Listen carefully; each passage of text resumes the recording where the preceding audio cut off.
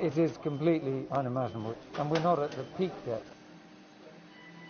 Apart from 2 patients, every patient we're looking after has got COVID. We can't cope with a big spike. We just can't.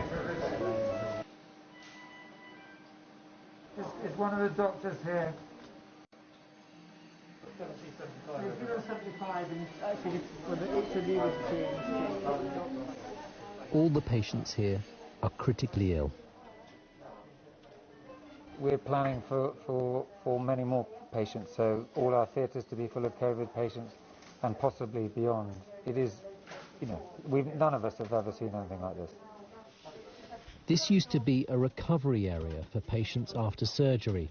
Now it's an intensive care unit for COVID-19 patients. A huge part of the hospital has been transformed in order to deal with coronavirus. I've been in intensive care nursing for about 23 years now, and I've never seen anything like this. Even the London bombings, I've never seen it in such a short, condensed period of time. Many of the patients here are elderly or have underlying health problems, but not all.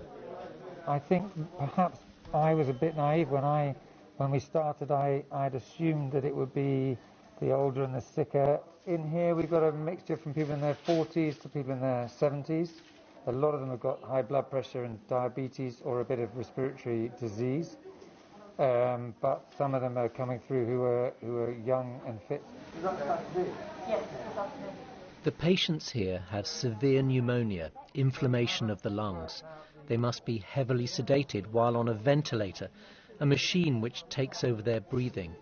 Patients can spend 2 weeks like this. Many drugs are being tested, but there is, as yet, no proven treatment for coronavirus. So it's oxygen and organ support and amazing nursing care, really.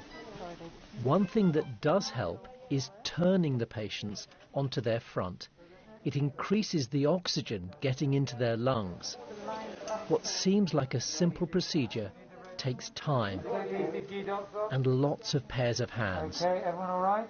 Yep. Ready, steady, 90. With ventilated patients, extreme care is needed. All of this while staff wear full personal protective equipment. Well done, that's great. Okay, can we just check that he's ventilated? Their only barrier against coronavirus. Every time a doctor or a nurse goes onto the unit, they must don full safety gear. You can't wear this and work for more than a couple of hours because you've got a crashing headache, you've got a dry mouth, you have to get out. Staff write their names on their aprons so they can be quickly identified. so there's an emergency on the ITU. The head of critical care was seeing via walkie-talkie whether he could give a second opinion. Yeah, do you want it off and done and come in? But he needs to be there, so the full kit has to be put on. They use walkie-talkies because their visors mean they can't communicate on phones. It is draining, physically and mentally. It's really hard, and some of our staff really can't cope with it. You know, we've got a huge number of nurses, doctors and physios, and not all of them can deal with it, so they can only spend a short time, or not just any time. It's not uncommon for some of our staff to have had panic attacks, and just finding this so stressful. So we've got to really support people. Some people just can't do it. Despite the possible risk to themselves, the medical staff carry on. 12-hour shifts, 60 hours a week are the norm. They worry about the patients, about each other, and about those they love. I think it's very hard on our families. My kids are at home, my wife's homeschooling. It's easy in a way for me. I'm doing my job. I'm busy all day. They don't really know what it's like here. Whether we're bringing home the virus, and they've just been amazing. Just let me do what I need to do, and I'm just incredibly grateful to them. What is striking here is the sense of calm. In the face of adversity, doctors and nurses simply get on with the job. The staff here are dealing with the biggest challenge ever faced by the NHS. They can save many of the patients, but sadly not all of them.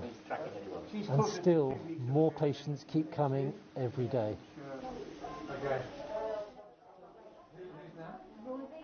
It is harrowing to see the devastation caused by coronavirus, and humbling to witness the resilience of nurses and doctors, the heroes of this crisis. Fergus Walsh, BBC News.